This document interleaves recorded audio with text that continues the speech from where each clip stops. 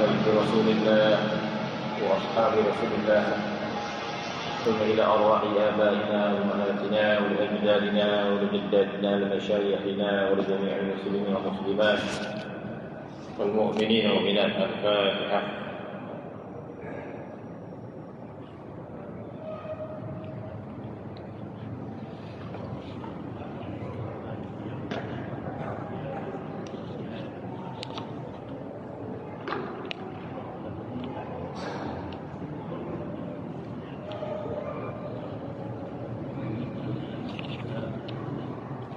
أعوذ بالله من الشيطان الرجيم. بسم الله الرحمن الرحيم. الحمد لله رب العالمين،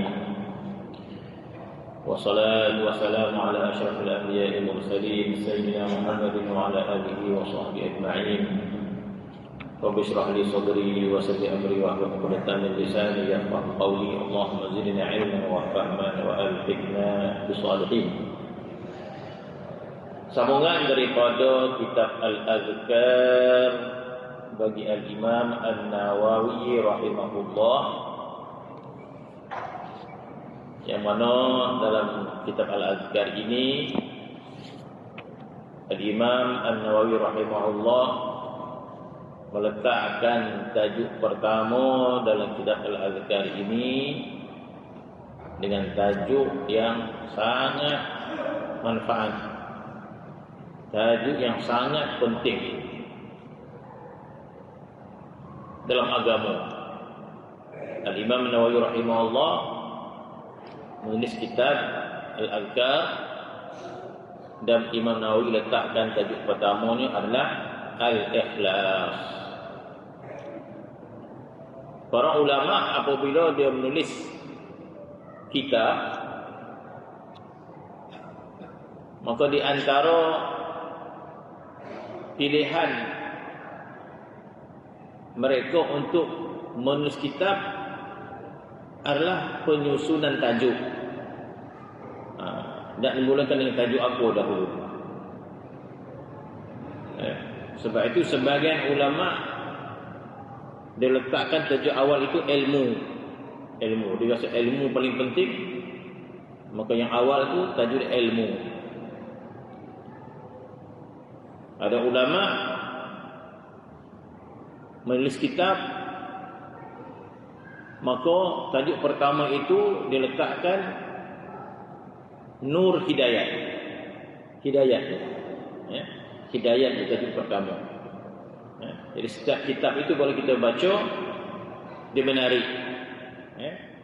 Setiap ulama dia melihat tajuk apakah yang paling utama nak diletakkan pada buku mereka.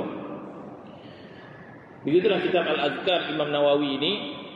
Al-Imam An-Nawawi rahimahullah meletakkan kitab Al-Azkar ini tajuk pertama adalah Ikhlas, yang mana kita telah pun membaca dan menghuraikan beberapa ayat Al-Quran, beberapa hadis Nabi yang ditulis oleh Al-Imam An-Nawawi rahimahullah untuk menghuraikan makna ikhlas. Maka seterusnya Al-Imam An-Nawawi rahimahullah selepas memberikan hujah Al-Quran, firman Allah Subhanahu wa taala, a'udzubillahi minasyaitonir rajim, wa ma umiru illa liya'budullaha mukhlishina lahud-din. Allah Subhanahu wa taala berfirman, wa ma umiru, tidaklah diperintahkan manusia untuk taat pada Allah, untuk ibadat kepada Allah, illa liya'budullaha, kecuali supaya manusia itu beribadat kepada Allah, mukhlishina lahud-din, ikhlas dalam agamanya. Begitu juga dalam ayat yang lain, dan begitu juga hadis yang sangat masyhur. Sebagian ulama hadis ini dikatakan separuh agama, yaitu Nabi menceritakan tentang amal itu tergantung dengan niat. Innamal a'malu binniyat wa innamal likulli imrin sehingga yang kita dah hurai bagaimana para sahabat itu berhijrah daripada Mekah ke Madinah ada pelbagai tujuan. Hadis innamal a'malu binniyat, hadis yang Nabi menceritakan bahawanya para sahabat yang berhijrah dari Mekah ke Madinah dengan pelbagai tujuan. Tujuan yang paling betul hijrahnya kerana Allah dan Rasul, maka itu dinamakan ikhlas. Hijrah yang kurang betul, Nabi mengatakan sebahagiannya berhijrah kerana dunia, kerana peluang berniaga, peluang mendapatkan harta. Ada sebahagian yang berhijrah kerana ingin berkahwin dengan seorang wanita. Maka hadis itu menggambarkan bahawa perlunya kita ikhlas. Kemudian Al-Imam An-Nawawi rahimahullah meriwayatkan kalam ulama, nasihat para ulama tentang makna ikhlas kepada Allah Subhanahu wa taala. Sebab itu sebelum ini kita baca Al-Imam An-Nawawi rahimahullah menakalkan kalam Al-Imam Harith Al-Muhasibi rahimahullah. Al-Imam Harith Al-Muhasibi rahimahullah mengatakan orang yang jujur, orang yang ikhlas, tanda kita ini jujur dalam ibadat. Apa tanda jujur kita datang ke masjid? Apa tanda jujur ikhlas kita bersedekah? Apa tanda jujur kita salat? Yang mana kita dah baca Al-Quran tadi, ayat itu memberi ancaman kepada kita. Bagi orang yang ada iman tentang akhirat, maka dia akan fikir sama, apakah akhirat kita itu mendatangkan kejayaan ataupun membinasakan amal kita. Jadi bila kita percaya kepada akhirat, kita juga perlu mengambil borek amal kita ini diterima atau tidak. Maka di antara amal kita diterima adalah ikhlas. Wa ma umiru illa liya'budullaha mukhlishina lahuddin. Tidaklah diperintahkan manusia ibadat kecuali ikhlas. Bermaksud kalau tidak ikhlas, binasa akhirat kita. Orang kalau kerja, dia ambil option apa ni, pension kan. Jadi dia dah kira dah pension sekian ataupun bonus sekian-sekian. Tiba-tiba ada sesuatu perbuatan dia buat, maka dibatalkan pension. Ada sesuatu yang kemungkinan dia boleh buat, maka bonus semua tak dapat. Risau tak orang? Risau orang. Kalau salah kira apa tu, kira duit kan, salah kira, kami takut lah. Ini kan kok kono kan tak dapat pension ni kata. Takut dia, duit betul-betul. Dia kata salah ni kira ni, tak boleh cara keluarkan duit ni, tak boleh cara macam ni, salah cara keluar ni. Alah buat lah, suruh kredit buat lah. Tak boleh dah kata dia. Kalau saya kono orang pension tak dapat kata. Yakin betul dia. Betul lah tu kan. Takut dia. Kalau dia tak dapat bonus, tak dapat pension, takut dia. Sebab apa? Sebab dia yakin benda itulah yang akan mendatangkan kesenangan pada dia bila dia pension. Jangan main-main. Pension kalau dipotong jangan main. Bonus tak dapat jangan main-main.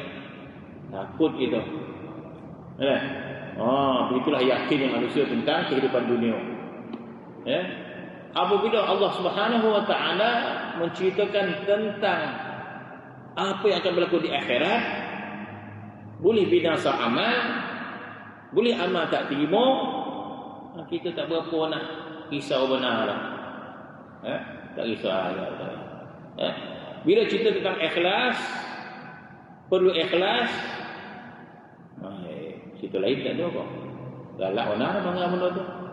Maksud kita ni tak apa, tidak menjaga amal kita, tak risau. Sekali kita risau tentang amal akhirat kita, maka tidak jemu kita mendengar nasihat demi nasihat. Yang kita kata ikhlas, Masya Allah, berulang-ulang kali kita mendengar tentang ikhlas dan sebagainya, tentang sabar dan sebagainya, tentang redha. Tetapi kalau orang itu kuat iman dia tentang akhirat, maka syukur dia nak dengar cerita tentang ikhlas, cerita tentang sabar, cerita tentang redha, sebab yakin kita tentang akhirat. Kalau lemah iman kita, malih dengar cerita lain tak ada, cerita makan tak? Cerita makan itu. Sebab itu Al-Imam Harith Al-Muhasibi mengatakan orang yang jujur itu tanda dia tidak peduli kepada penilaian orang terhadapnya. Itu salah satulah. Yang penting kita mencari redha Allah Subhanahu Wa Taala. Apa orang cakap bukan itu pilihan kita. Kalau ada macam itu tanda jujur. Sebab sebagian orang dia buat benda dia takut, nanti apalah khabar orang, apalah khabar orang.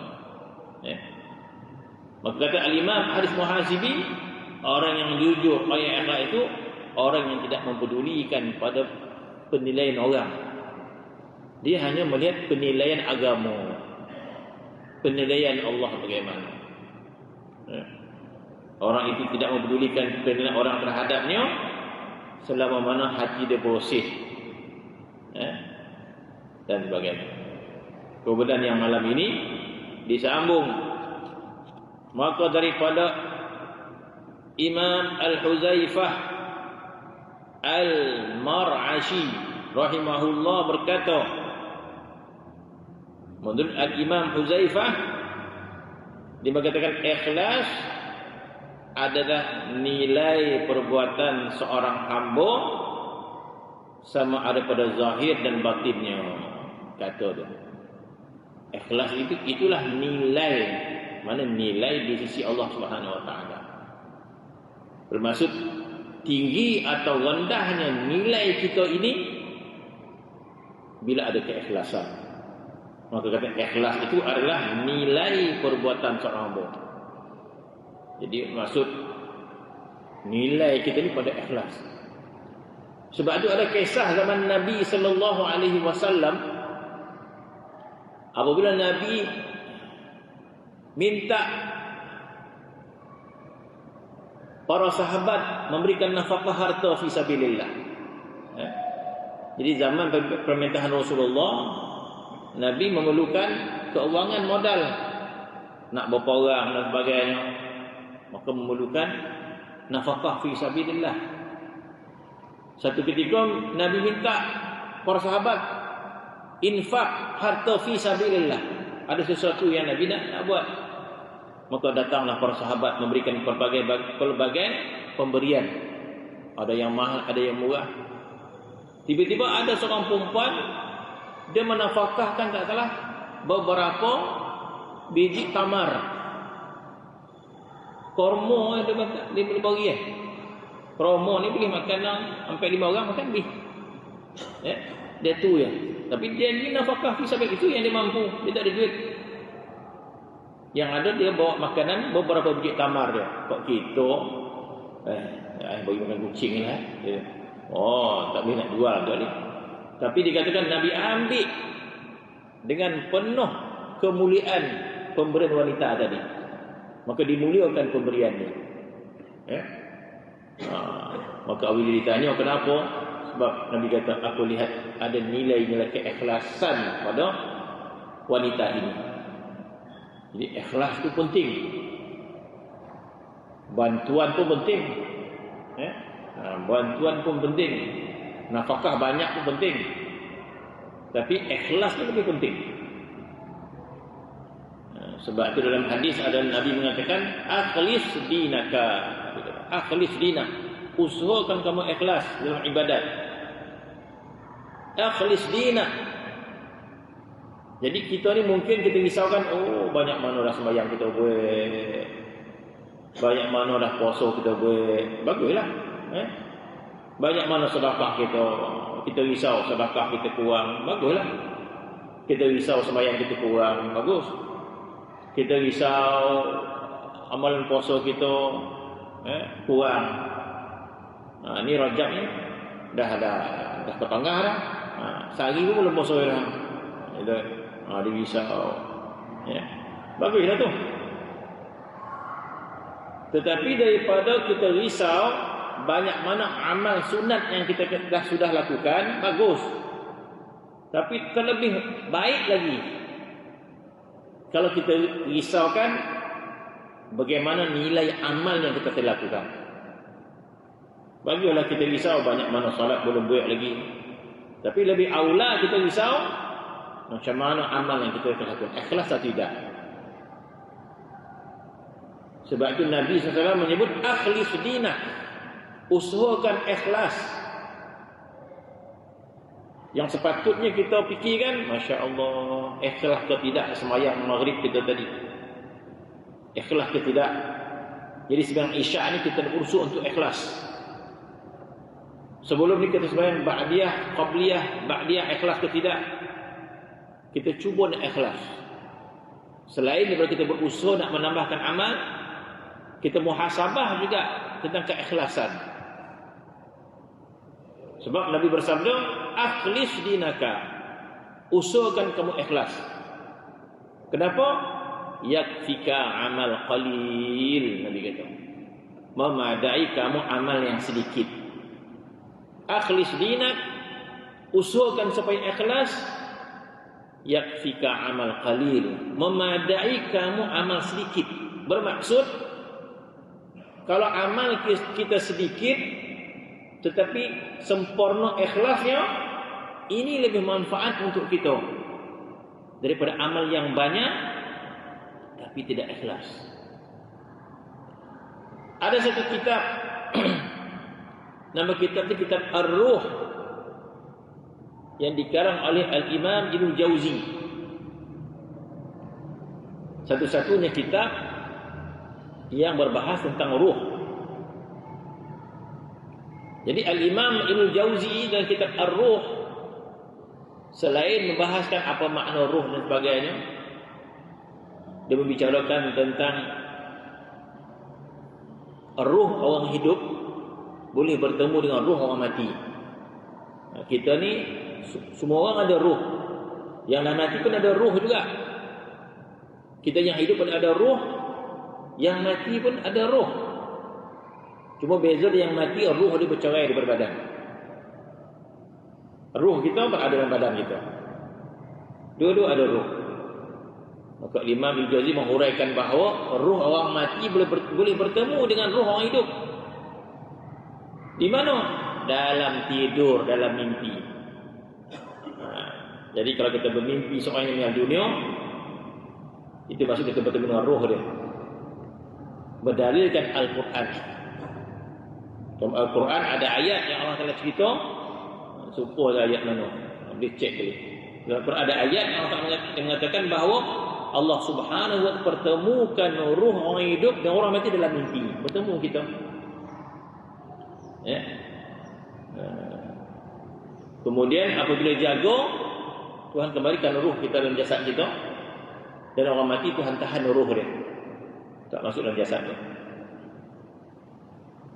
Maka di antara perbahasan dalam kitab Ruh, Al-Imam Jauzi menakalkan beberapa kisah mimpi yang salih.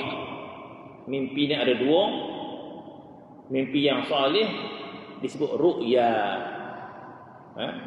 Ru'ya. Mimpi yang tidak baik disebut hilmun. Hilmun ni mimpi yang tak baik. Mimpi yang tak baik itu hilmun. Kalau mimpi yang salih, nama dia ru'ya. Ru'ya salihah nama dia. Ya. Itu ada hadis yang menceritakan tentang ru'ya salihah ini. Jadi ru'ya salihah ini, apabila kita mimpi sesuatu yang baik, mimpi sesuatu yang baik, contoh kita mimpi semayang dalam masjid, itu ru'ya salihah. Kita mimpi kita pergi Mekah sembahyang Masjidil Haram, itu ru'yah salihah namanya. Ya. Kita mimpi bertemu dengan orang-orang yang salih, itu ru'yah salih. Ya. Kita mimpi bertemu dengan para anbiya alaihi wassalatu wassalam, tu ru'yah salihah namanya. Tapi kalau kita mimpi kau jadi harimau, itu mimpi yang tidak baik. Hilm, gangguan tidur namanya. Jadi ru'yah salihah ini sebagian ulama memberikan manfaat pada, ada faedah dia. Mimpi yang salih ada faedah dia. Kepada orang yang lihat ada faedah dia. Mimpi yang salih ada faedah dia. Petanda-petanda baik dan sebagainya. Sebab Imam Jauzi dimasukkan dalam kitab Ruh, cerita mimpi orang-orang yang salih dimasukkan dalam kisah dia. Walaupun mimpi-mimpi tidak boleh kita nak berhujah dengan orang, tak boleh.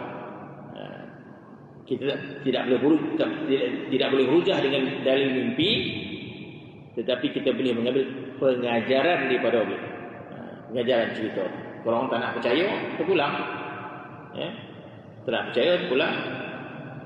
Dan kalau kita percaya pun tak ada masalah. Selagi mana ianya ada pengajaran yang boleh kita ambil. Maka Imam Ibnu Jauzi dia meletakkan kisah-kisah mimpi orang-orang yang saleh, mimpi para ulama. Salah satu kisah dia menarik, dalam kitab itu menarik. Imam Jauzi dia menakalkan kisah apabila seorang tuan guru meninggal dunia, seorang saleh meninggal dunia, maka kawan dia bermimpi. Dalam tu ada kisah Imam Syafi'i meninggal dunia, murid dia mimpi Imam Syafi'i. Itu ru'yah salihah tu, mimpi yang salih. Maka berdialog murid yang hidup tadi pada gurunya. Apa khabar tuan? Dalam tu ada kisah murid Imam Syafi'i bermimpi Imam Syafi'i. Maka murid dia tanya, wahai tuan Imam, macam mana keadaan tuan di alam barzakh? Maka Imam Syafi'i mengatakan, alhamdulillah, aku dimuliakan oleh Allah Subhanahu wa taala. Aku diberikan kemuliaan oleh Allah Subhanahu wa taala, kata Imam Syafi'i. Maka murid dia bertanya, dengan amalan apakah yang tuan lakukan sehingga Allah Subhanahu wa taala memuliakan tuan dengan kemuliaan yang begitu hebat? Masya-Allah, Imam Syafi'i ini ilmu dia sekian, kesalihan dan sebagainya. Maka Imam Syafi'i sebut, aku dimuliakan oleh Allah Subhanahu wa taala dengan salawat yang aku tulis dalam kitab risalah aku. Imam Syafi'i ada satu kitab yang sangat masyhur bagi penuntut ilmu. Kitab usul fiqh yang pertama disusun oleh ulama adalah kitab risalah Imam Syafi'i rahimahullah. Imam Syafi'i membukukan ilmu usul fiqh, maka dinamakan kitab dia kitab Ar-Risalah. Maka dalam kitab risalah tersebut Imam Syafi'i menulis satu salawat, yang mana salawat Imam Syafi'i ini Nabi tak pernah ajar pun. Di sini satu hujah bagi kita bahawa boleh kita baca salawat walaupun tidak ada dalil daripada Nabi sallallahu alaihi wasallam. Maka salahlah asatizah ahli ilmuwan agama yang mengatakan salawat ni hanya boleh kita baca yang Nabi ajar. Ada beberapa salat Ibrahimiyah sembahyang tu, kemudian ada beberapa salat tu je Nabi tak ajar, tak boleh.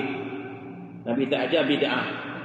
Wa kullu bid'atin dhalalah wa kullu dhalalah finnar. Mengaku dia. Tidak semudah itulah kita nak hukum orang. Solat syifa bid'ah. Nabi tak ajar. Sebanyak-banyaknya solawat. Yang kita ada. Solawat apa? Solat syifa bid'ah.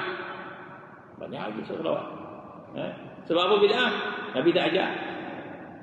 Habis kullu bid'atin dhalalah. Setiap bid'ah sesat. Wa kullu dhalalah finnar. Setiap sesat semua mengaku. Jadi kita kata Imam Syafi'i rahimahullah ada salawat yang dia tulis sendiri berdasarkan ilham dia. Allahumma salli ala sayyidina Muhammad wa ala sayyidina Muhammad kullama zakara dzakirun wa ghafala an dzikril ghafil atau kama qala. Macam kita salawat tahlil aja. Kita tahlil kita ada salawatkan Allahumma salli afdhala salatin ala as'adi makhluqat adil makhluqat kullama zakaraka dzakirun wa ghafala an dzikril. Jadi sirah kullama zakara dzakirun wa ghafala an dzikril ghafil itu adalah sirah Imam Syafi'i. Bermaksud Imam Syafi'i ini salawat, aku bersolat ke atas Nabi sallallahu alaihi wasallam sebanyak kullama zakara dzakirun.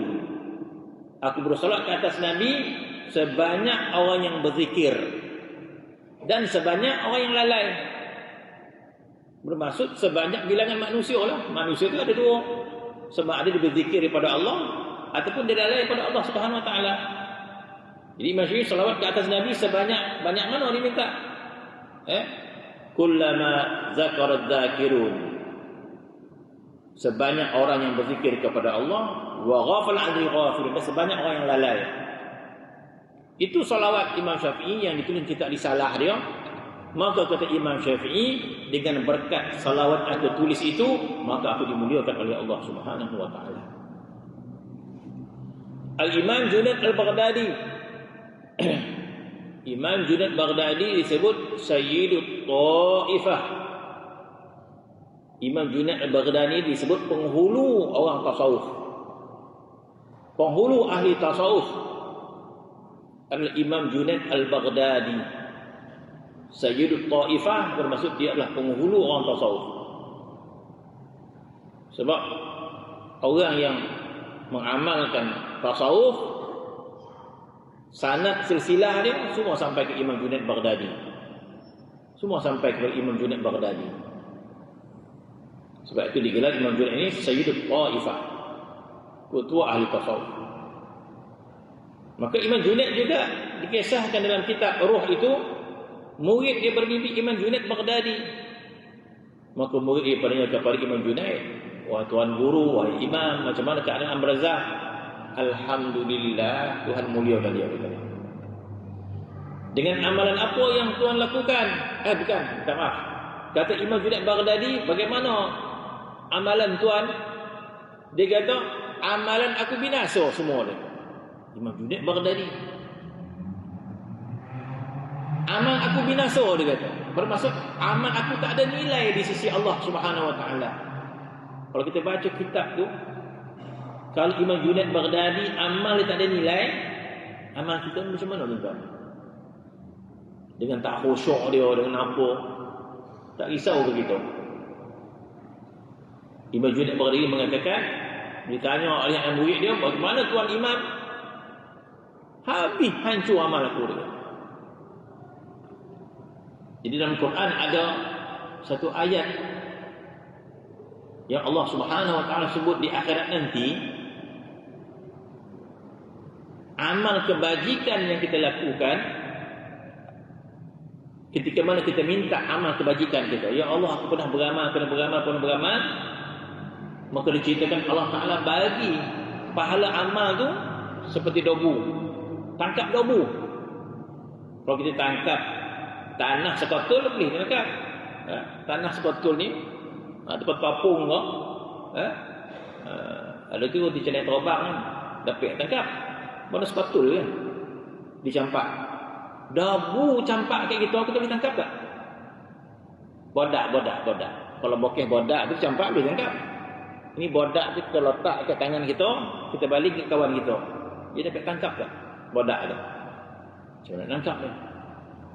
Maka dalam hadis menggambarkan bahawa orang yang amal tidak ada nilai di sisi Allah Subhanahu Wa Taala, dia beramal tapi tak ada nilai, maka Tuhan beri pahala amal tu debu, ambillah. Jadi banyak mana kita dapat. Seperti dalam Quran menyebut haba'an mansura. Dalam Quran kata haba'an mansura.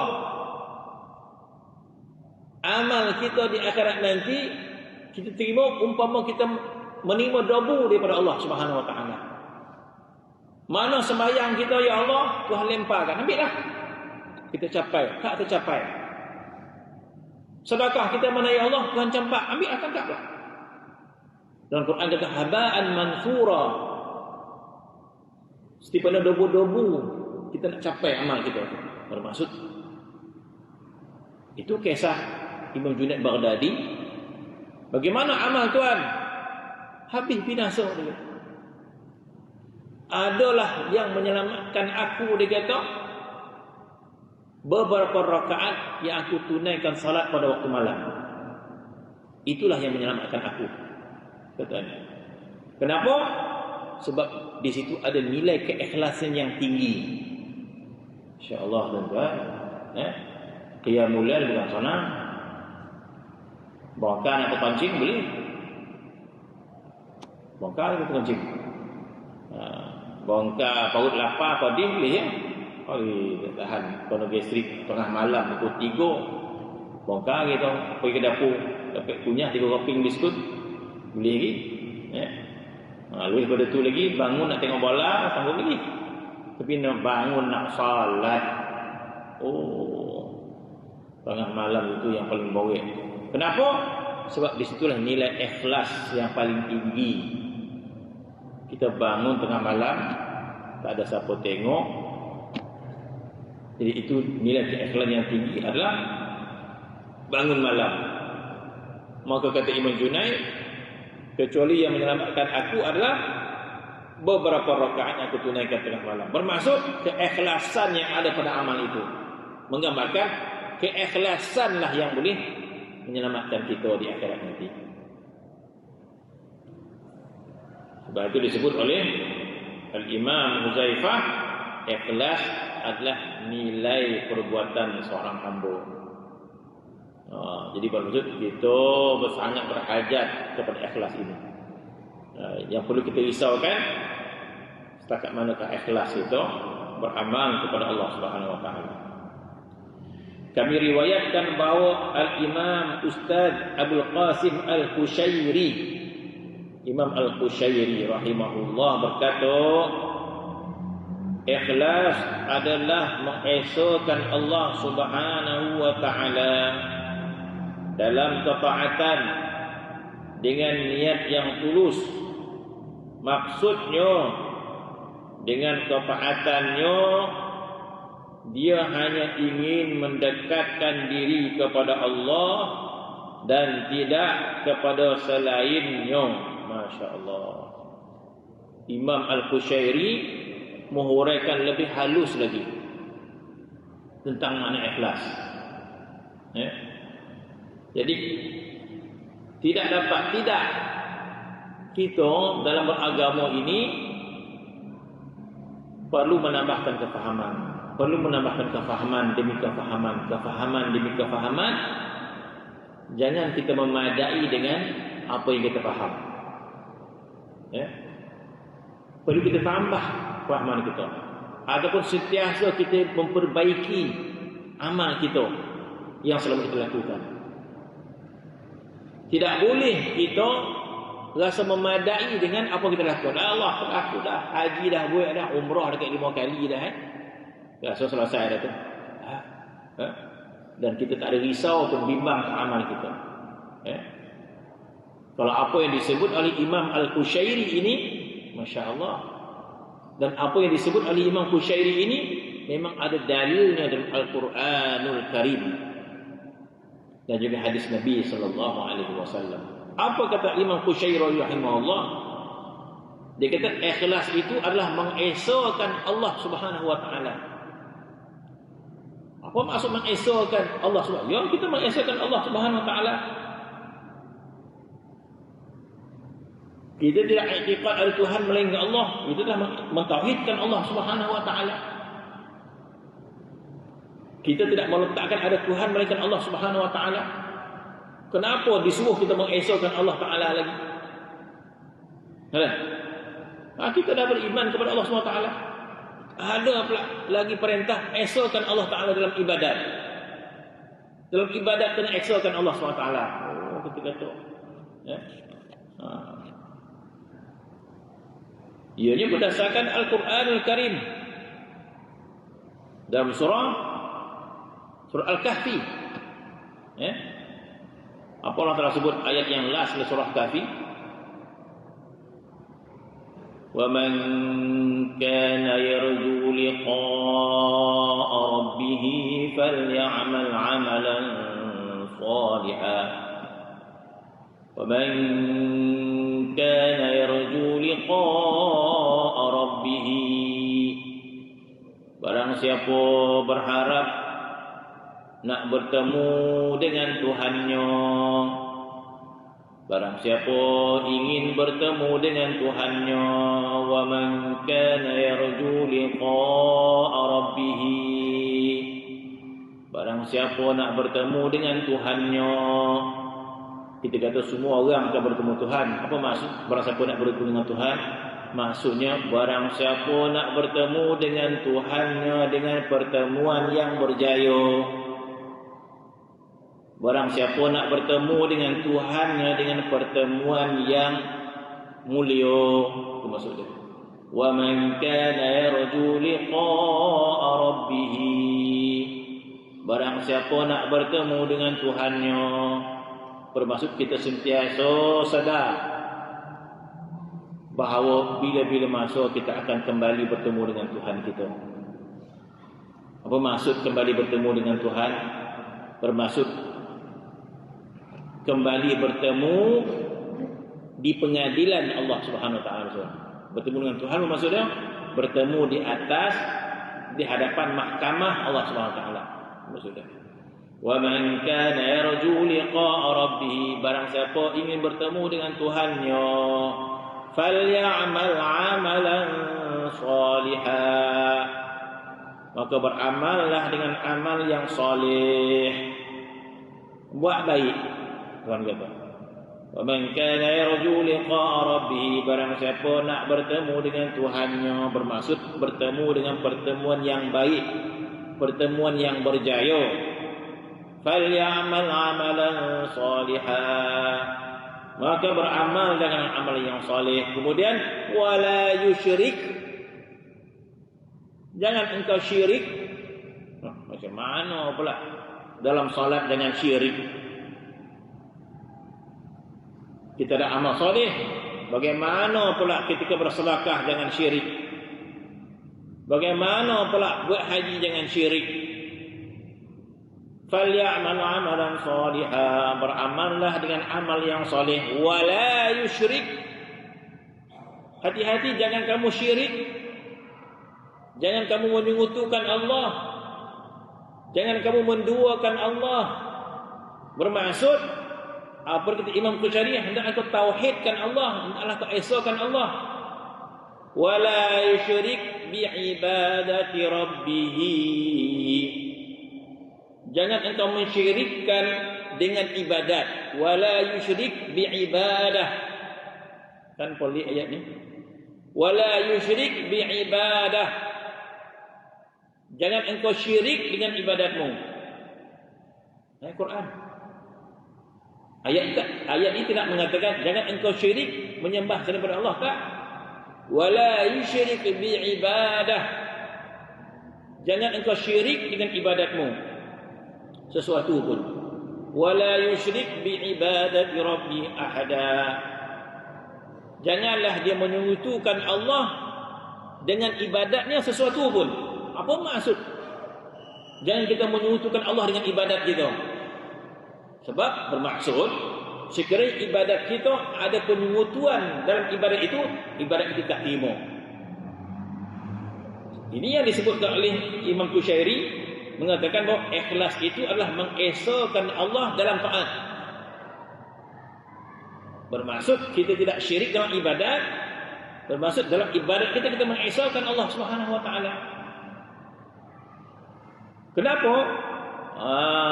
Sebab ada orang ibadat tujuannya bukan kerana Allah, tujuannya kerana manusia, tujuannya kerana kata-kata pujian, tujuannya supaya orang nampak dia mulia. maka dia tidak lagi ikhlas ibadat dia. Maka ketika itu dia telah melakukan syirik dalam ibadat yang dilarang oleh Allah Subhanahu wa taala. Maka kata Imam Qusyari, mengesahkan Allah dalam ketaatan dengan niat yang tulus. Maksudnya dengan ketaatannya dia hanya ingin mendekatkan diri kepada Allah. Masya Allah. Jadi ulama tasawuf sebut, alang-alang kita ikhlas sungguh-sungguh. Alang-alang kita ikhlas, maka ikhlas sungguh-sungguh. Kita ikhlas yang betul-betul ikhlas. Apa dia ikhlas yang betul ikhlas? Maka ikhlas yang betul ikhlas, tujuan ibadat semata-mata taqarrub pada Allah Subhanahu wa taala. Ini disebut oleh Imam Qusyari makna ikhlas. Maka katanya dengan ketaatan itu dia hanya ingin mendekatkan diri kepada Allah. Ini pentarifan Imam Qusyari. Siapa nak dengar, tak nak dengar, ikut di situlah. Pentarifan Imam Qusyari, dia kata maksud ikhlas itu mengesahkan Allah dalam ibadat. Ayat Quran dah ada sebut tadi, jangan syirik dalam ibadat. Apa maksud jangan syirik ibadat? Maka ibadat kita disebabkan sesuatu yang kita nak dapat selain daripada Allah Subhanahu wa taala. Sehingga ulama tasawuf mendetailkan lagi, jangan ibadat salat kerana syurga. Walaupun kita tahu bahawa salat itu balasannya syurga, kita tahu kebaikan kita balasannya syurga, tapi jangan kita jadikan alasan salat kita kerana syurga. Sehingga ulama tasawuf kata, kalau ibadat kita kerana syurga, kita menyembah syurga.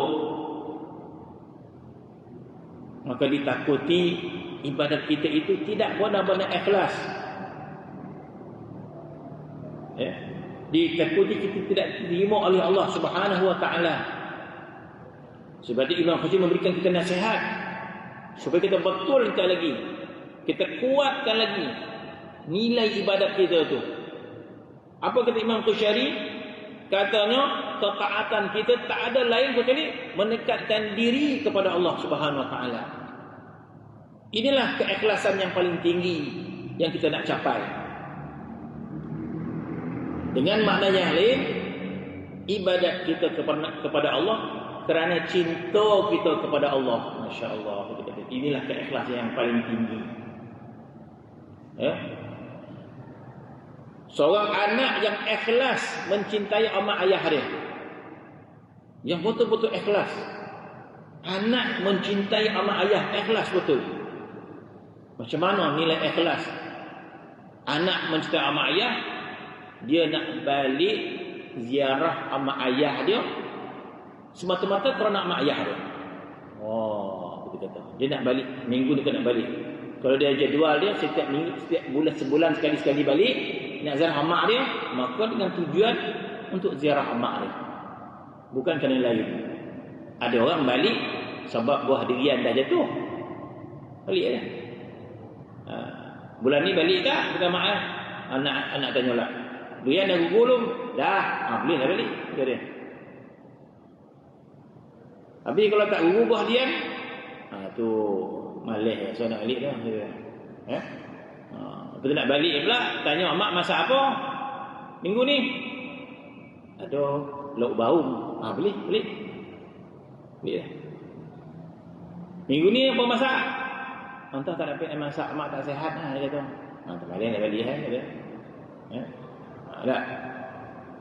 Jadi anak yang balik tadi sebab makan atau sebab buah, mak tetap terima kasih sayang mak pada anak. Tapi anak lah, takat manakah kuatnya keikhlasannya, cintanya kan. Kalau anak tu kuat cinta dia tetap balik. Mak tak dapat nak masak apa-apa dah. Mak tak masak, saya bawa lauk, boleh dekat teraci lah. Aduh, tak payah masak-masak lah, kata anak dia. Hebat. Dia tu tak nak balik juga. Amak tak dapat nak masak, tak sihat, tak apa perkara dia nak balik juga. Dia yang boleh. Masya-Allah. Mak kata niat adalah takarub pada seorang. Jadi begitulah kita nakkan keikhlasan pada Allah sebagaimana yang diberikan kefahaman oleh Imam Tushairi terpulang kepada kita. Nak terima apa yang disebut. Ya. Maka kata Imam Tushairi, awal-awal dia telah menyebut bahawa mengesahkan Allah dalam ketaatan kepada Allah itu Allah Taala dah sebut dalam surah Al-Kahf. Falyamal 'amalan shalihan wa la yusyrik bi ibadati rabbi ahada. Jangan engkau menyekutukan Allah dengan ibadatmu sesuatu pun, termasuk syurga. Syurga juga sesuatu. Jangan kita syirikkan Allah, menduakan Allah dengan ibadat kita. Ahadan selain pada Allah, termasuk syurga dan sebagainya. Jadi ibadat kita kerana Allah Subhanahu Wa Taala. Budak kecil tak faham, tak pula budak kecil. Kita ni bukan budak. Dah 60, 70. Apakah kita redha kita tak nak faham maksud ikhlas yang sebenar? Maka Imam Tushairi mengatakan apa? Bahawa tidak ada tujuan maksud ketaatan hanya untuk takarub pada Allah Subhanahu Wa Taala. Macam mana kita nak tujuan ibadat takarub kepada Allah? Sebab takarub kepada Allah itu bukan kelazatan kepada kita. Bukan satu kenikmatan takarub pada Allah. Apa dapat takarub pada Allah? Sebab bagi kita yang namanya nikmat tu dapat makan, dapat duit. Allah Taala bagi kita duit, ya, boleh kita takarub pada Allah Subhanahu Wa Taala. Allah Taala bagi kita syurga, ya, baru kita dapat takarub Allah Taala. Tapi semata-mata takarub pada Allah SWT. Jadi nak tak nak kita kena faham maksud takarub kepada Allah itu sesuatu yang menyenangkan hati kita. Tak ada pilihan lain. Tak ada pilihan lain. Ini berdasarkan Al-Quran itu sendiri. Oh, susah beramal. Susahlah beramal. Ya. Sebab itu jadi khalifah ini boleh. Jadi khalifah ini bukan sekadar kita tunaikan salat. Selesaikah Allah Subhanahu Wa Taala sebut dalam Al-Quran bahawa tugas kita ni boleh. Itu disebut oleh Allah Subhanahu Wa Taala dalam Al-Quran. Inna 'aradna al-amanah 'ala samawati wal ard wal jibal. Kami telah tawarkan amanah ini. Sebelum manusia, Tuhan bagi amanah ini, Allah Ta'ala bagi tawarkan kepada langit, bumi, gunung ganang. Inna aradna al-amanah ala samawati wal ard wal jibal. Allah Ta'ala mengatakan, sebelum manusia kamu terima amanah ini, kami dah tawarkan dulu. Inna aradna al-amanah ala samawati wal ard, ke atas langit dan bumi, wal jibal, dan gunung ganang. Fa abaina ayyahmilnaha, semua tak nak. Langit kata tak nak, bumi kata tak nak, gunung tak nak. Wa abaina ayyahmilnaha wa ashfaqna minha. Ashfaqna minha, tak mampu. Oh, tak mampu. Wa hamalaha al-insan, manusia yang terima amanah ini. Maka Tuhan kata innahu kana zaluman jahula. Manusia ni zalum, sangat zalim kepada diri dia sendiri pun sangat zalim. Jahula, sangat jahil tentang amanah ini. Kita jahil tentang amanah ini. Amanah apa? Amanah kita kenal Tuhan kita. Kita kenal Tuhan kita. Kalau kita kenal Tuhan kita, barulah kita tahu nilai takarub pada Allah Subhanahu Wa Taala. Kalau kita kenal Tuhan kita, barulah kita mencintai Allah Subhanahu Wa Taala yang diperintahkan oleh Allah Subhanahu Wa Taala dalam Al-Quran.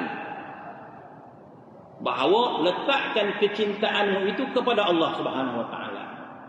Kalau kita tak letakkan kecintaan kita kepada Allah, salah kita. Allah Subhanahu sebut dalam Quran ada ayat ancaman, fatarabbasu. Siap kamu, kata Allah SWT. Jadi ayat ini bukan ayat kita tak sembahyang, kita tak baca Quran.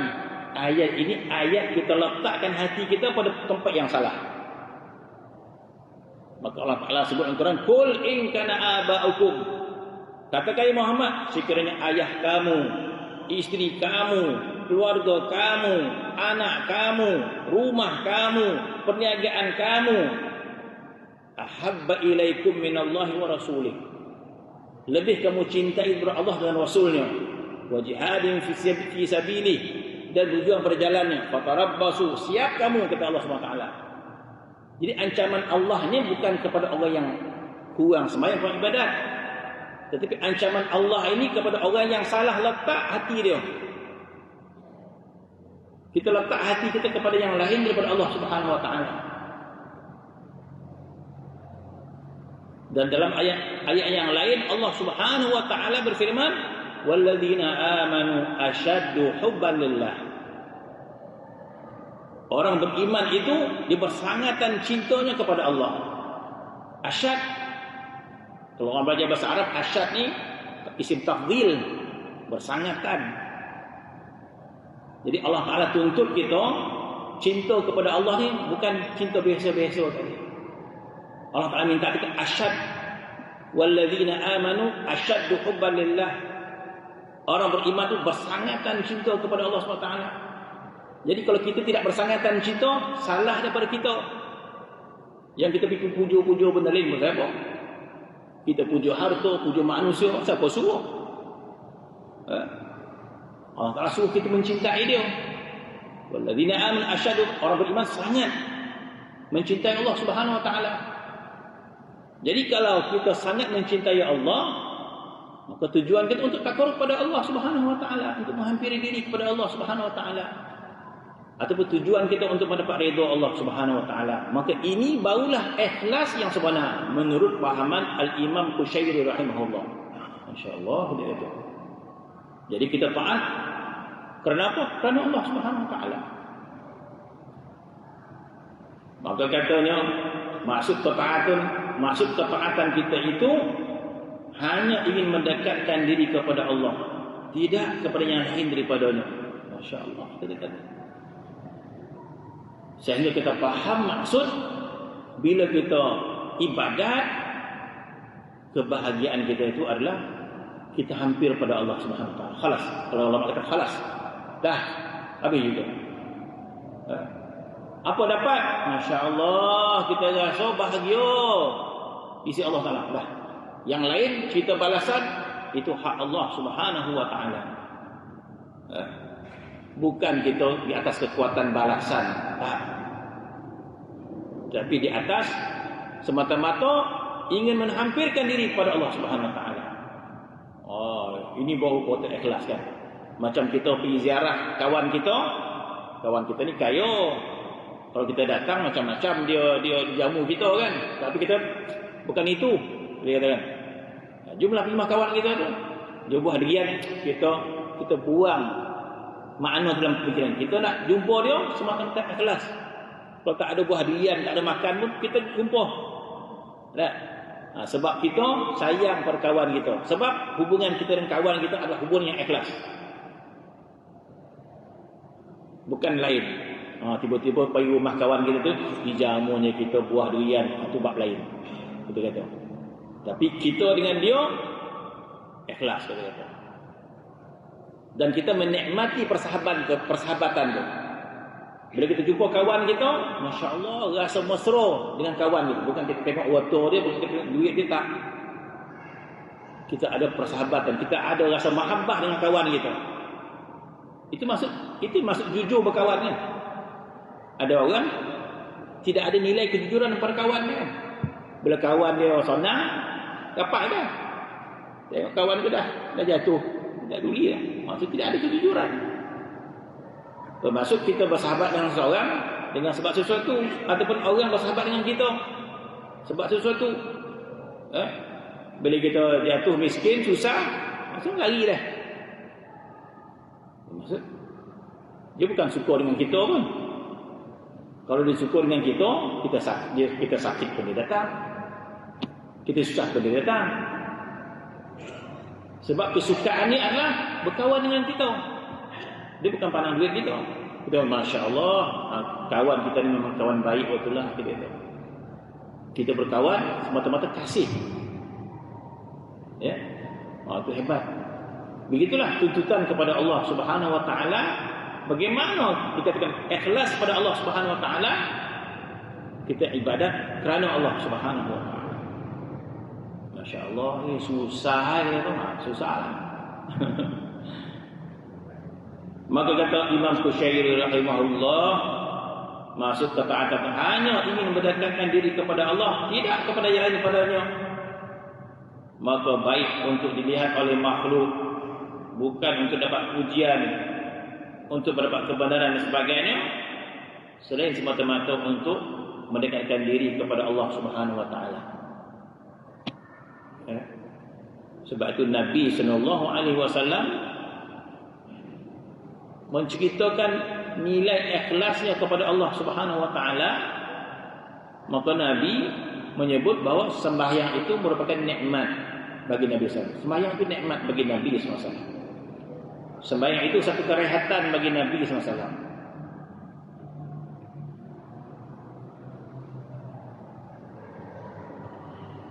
Sementara itu As-Sayyid Al-Jalil Abu Muhammad Sahal bin Abdullah At-Tustari rahimahullah mengatakan seseorang yang beruntung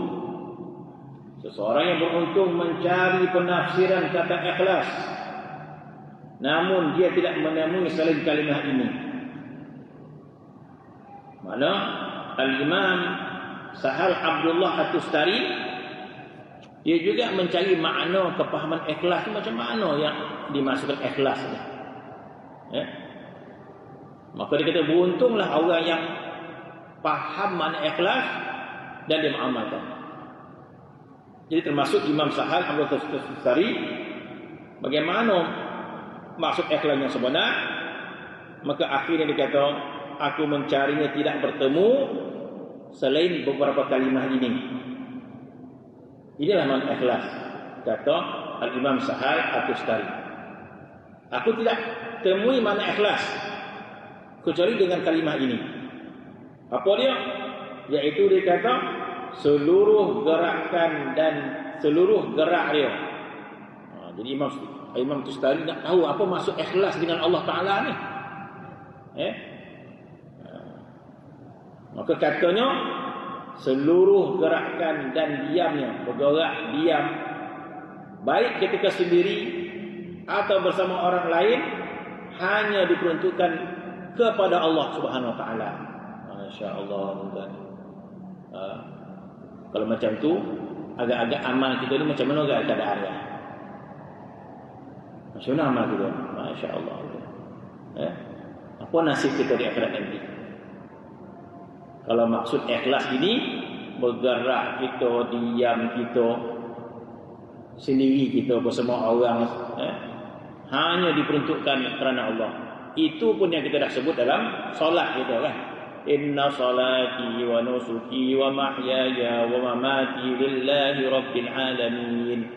Kita dah ucap pun dalam sembahyang kita sebenarnya, cuma kita tak praktikkan apa kita cakap.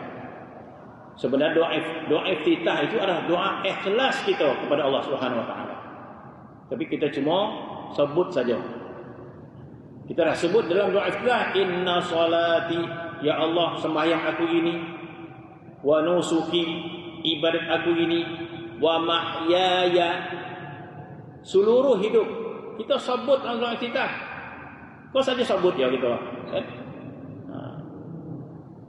Wa mahyaya, bermaksud kita mengikrarkan di hadapan Allah yang kita sembah setiap hari. Setiap hari kita menghadap Allah, kalimah inilah yang kita sebut. Inna salati, ya Allah sembahyang aku ini, wa nusuki, ibadat aku, wa mahyaya, hidup aku. Apa maksud hidup? Sebanyak kita lahir kan sampai sekarang. Apa maksud hidup? Kita bekerja, kita berniaga, kita makan, kita minum, kita berkahwin. Itu maksud hidup. wa mamati, dan mati aku lillahi rabbil alamin, semua kerana Allah. Lillahi rabbil alamin. Kemudian la syarikalah, tidak ada sekutu. Bermaksud tidak ada penyekutuan terhadap tujuan kita hidup. Inilah makna ikhlas. Doa iftitah kita adalah makna ikhlas yang sangat suci. Cuma kita tidak mengamalkan apa yang kita sebut. Maka kata Al-Imam Abdullah Tustari, aku tak jumpa makna ikhlas seperti ini, kata dia. Iaitu seluruh gerakan, gerak, diam, sendiri, bersama orang, hanya ditujukan bagi Allah. Tidak dicampur oleh keinginan hawa nafsu dan perkara keduniaan. Masya Allah, betul-betul. Jadi maksud banyak lagi kerja kita ni. Banyak lagi kerja kita yang perlu kita perbaiki diri kita ni. Jadi tahap dia apa? Semata-mata kerana Allah Subhanahu Wa Taala. Jadi banyak bondo kita kena perbaiki diri kita yang tak betul ini, gitu.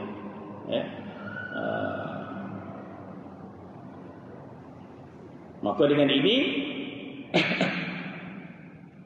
menggambarkan bahawa betapa susahnya kita untuk taat pada Allah Subhanahu Wa Taala. Sebab itu ada satu hadis Nabi sallallahu alaihi wasallam, ada seorang sahabat, tak ingat siapa nama dia. Jadi zaman sahabat, selepas zaman sahabat adalah zaman tabi'in. Jadi zaman Nabi bersama sahabat, selepas zaman sahabat, zaman tabi'in. Maka sahabat Nabi ini adalah saki-baki para sahabat Nabi yang masih hidup. Maka berada pada zaman tabi'in yang bertemu dengan para sahabat Nabi. Alhamdulillah, zaman tabi'in ini adalah zaman, masih lagi zaman salafus salih, adalah zaman orang-orang yang salih. Dan di antara sifat orang tabi'in ini, dia sentiasa ingin mengadap dan belajar daripada para sahabat Nabi SAW. Jadi zaman tabi'in adalah zaman sangat menghormati para sahabat Nabi. Dan mereka sangat memuliakan para sahabat kerana mereka mengetahui bahawa sahabat Nabi ini bertemu dengan Nabi secara langsung. Bahkan ada seorang tabi'in bertemu dengan seorang sahabat Nabi, maka diminta sahabat itu ulurkan tangan. Minta ulurkan tangan. Jadi sahabat Nabi pun ulurkan tangan. Maka dipegang tangan sahabat Nabi ini. Di golongan tabi'in. Maka dipegang. Jadi sahabat ini pula dipegang. Maka ditanya, tangan ini pernah menyentuh telapak tangan Nabi SAW? Ya, dia kata. Tangan ini pernah menyentuh. Maka diambilnya, diciumnya, diusap di muka. Menggambarkan tabi'in ini sangat berminat untuk belajar mengambil sesuatu daripada para sahabat. Jadi satu ketika seorang tabi'in bertemu dengan sahabat Nabi, sentiasa minta hadis. Bila jumpa, bagi hadis, riwayatkan kepada hadis, riwayatkan kepada ambil hadis. Jadi suatu ketika tabi'in ini bertemu dengan sahabat Nabi, saya lupa nama dia. Maka dia kata, riwayatkan kepadanya satu hadis. Jadi para sahabat ni kebanyakan menghafal hadis. Dan bila minta, apa yang teringat, itulah dia bagi. Dia tak rancang-rancang tak. Bila orang minta hadis, apa yang terlintas, itu dia akan sampaikan. Jadi kita kemana sahabat Nabi ini diminta riwayatkan hadis, dia teringat satu hadis Nabi SAW, dia tak mampu nak meriwayatkan hadis Nabi ini, dia bantai menangis. Sahabat ini menangis. Riwayatkan aku satu hadis, terdiam sahabat Nabi ini sebab dia teringat satu hadis, tapi didahului dengan tangisan. Menangis dulu sahabat ni. Nak meriwayatkan hadis dia menangis dulu. Menangis. Sabar tak boleh nunggu. Aku nak tanya hadis, dia menangis. Saya dikatakan tak begitu panjang tangisan dia. Sampailah godo. Sehinggalah berhenti tangisan dia, baru diriwayatkan hadis. Hadis apa? Hadis tentang betapa susahnya amal kita diterima oleh Allah Subhanahu Wa Taala. Hadis yang cerita, maka sahabat mengatakan, aku mendengar Rasulullah SAW bersabda, apabila seorang itu beramal, apabila orang itu salat, Maka selepas salat, selepas ibadat, diangkat ibadat ke langit. Sampai ke langit yang pertama. Naiknya malaikat, Masya Allah, hebatnya amal ini diangkat oleh Allah Subhanahu Wa Taala. Maka sampai ke langit dunia, dia tengok orang ni ada tak dia memutuskan silaturahim dengan orang. Ada dihumban ke bawah. Ada sebahagian naik langit kedua. Malaikat ni kedua tengok, Masya Allah, gemilangnya amal orang ni diangkat langit kedua. Sampai langit kedua nak masuk langit ketiga, ditahan. Tanya lagi. Yang satu, ada tak dia melakukan kejahatan dan sebagainya? Kalau ada, humban ke bawah. Tak sampai. Begitulah ditapis langit demi langit, langit demi langit, sampai ada yang sampai ke langit yang ketujuh. Sampai dia. Maka sampai langit ketujuh, malaikat tengok, Masya Allah, begitu cahayanya amal orang ini. Tetapi sampai di sisi Allah Subhanahu Wa Taala nak sampai dah, maka dihumban kembali ke bawah. Sebab apa? Tidak ada ikhlas orang ini. Maka sahabat berkata, Ya Rasulullah, kalau sebeginilah susahnya amal kita nak diterima oleh Allah, apa lagi tinggal amal kami ya Allah? Ya Rasulullah. Maka menangis para sahabat. Nabi tak pandai apa. Itulah cara dia. Amal kita tidak semudah itu diterima oleh Allah Subhanahu Wa Taala. Oh, maknanya kata nilai dia ikhlas. Bagaimana kita ingin diterima oleh Allah Subhanahu Wa Taala kecuali keampunan daripada Allah Subhanahu Wa Taala, rahmat daripada Allah Subhanahu Wa Taala. Begitu susahnya disebabkan lalainya kita pada amal kita ini. Kita lalai, tidak sungguh-sungguh untuk ikhlas beramal kerana Allah Subhanahu Wa Taala. Sebab itu ulama menulis dan memberikan kepahaman kepada kita makna ikhlas kepada Allah Subhanahu Wa Taala. Wallahu ta'ala. Bismillahirrahmanirrahim. Alhamdulillahirabbil alamin wassalatu wassalamu ala asyrafil anbiya'i wal mursalin wa ala alihi washabbihi ajma'in. Rabbana zalamna anfusana wa illam taghfir lana wa sallallahu ala sayyidina Muhammad. Alhamdulillahirabbil alamin.